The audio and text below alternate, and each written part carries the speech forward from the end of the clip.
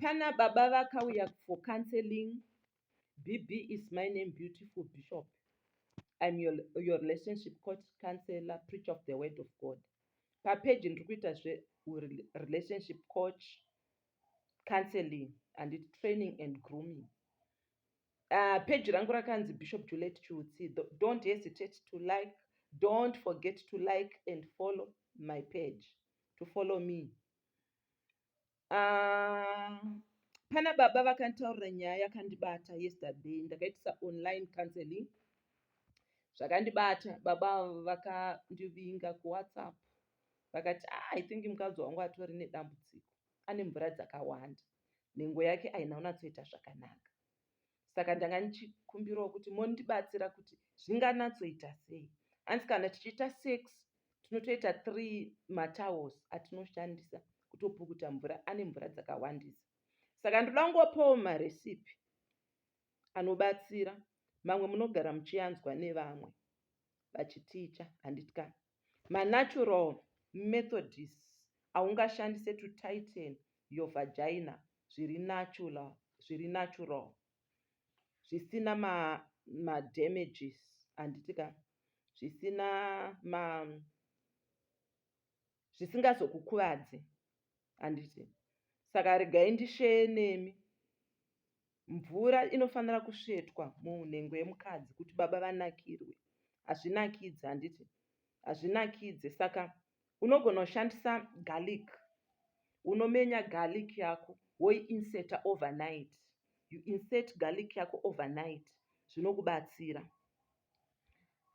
Again, kuisa mvura ine vinegar negarlic wogeza kana toita steaming, zvinobatsira kutaitena uye kubvisa mvura. You can as well use mango seed, and mango seed iri fast, iri quick, ine good results. Unomenya mango seed yekubvisa zvekunze pamango seed, seed rero ronatsobuda zvariri, worara wakapfeka overnight. Izvozvo zvinobatsira kubvisa mvura nekutaitena your vagina. Excess water hadzidikanwi, uye zvinobatsira kutobvisa infection chaiko chaiko. Hot water and salt inobatsira, but chenjera kuzvipisa, handitika. Use again warm or hot salted water, handiti. You can do steaming, you can as well wash your vagina nemvura yachona iyoyo. Zvenzungu nemvura mogara muchizvinzwa. Kusoka nzungu overnight, monwa mvura yachona first thing in the morning. Kunyika raisi rako, monwa mvura yacho first thing in the morning. Munogona kushandisa toothpastes. Ndikupai methods asiri common nekuti zvimwe munonzwa kudhara. You can as well use toothpastes, handiti. Kuisa toothpaste, you insert mukati umu. Ine ka-irritation kainokuita mbichana, but usatye. You insert it, wosiya overnight. Then mangwana wozogeza zvako. Vicks chairo iro. You can put mukati mako. Don't worry, unonzwa ka-burning sore kakuti shorru kakupisa meno. But don't worry, hapana hazvina ma-effects akashata, handitika. You can as well wash your vagina with Coke and Fanta. You mix Coke and Fanta wogeza, zvinodhonza mvura, zvinotaitenesa nhengo yako. Use madrinks ana Sprite, Mountain Dew, 7 Up, Pepsi, Miranda. Use it, handitika, uchigeza nhengo yako, handiti, uchishandisa madrinks iyayo anobvisa mvura, anoita kuti nhengo yako ive tight.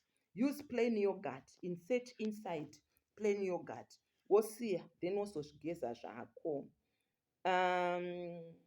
Baking soda chaiyo inodzora nhengo yako, inobatsira zvakanyanya. Unoisa soda yako, bicarbonate of soda, iya bicarbonate, handitika, woisa mumvura, lukewarm water, handiti, then wogeza, handiti. Zvinobatsira kuti nhengo yako ive tight. murume haazocomplain, murume haazobhoikana newe. Ngatibvisei excess water. I hope this video ichabatsira vakawanda. Mwari vakuitirai zvakanaka. Neage tenge tichikura handitya, nhengo inotochinjawo.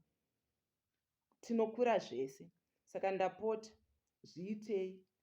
Zvemango seed zviri fast, zvetoothpaste zviri fast, and unokasika kuona maresults and unonakirwa.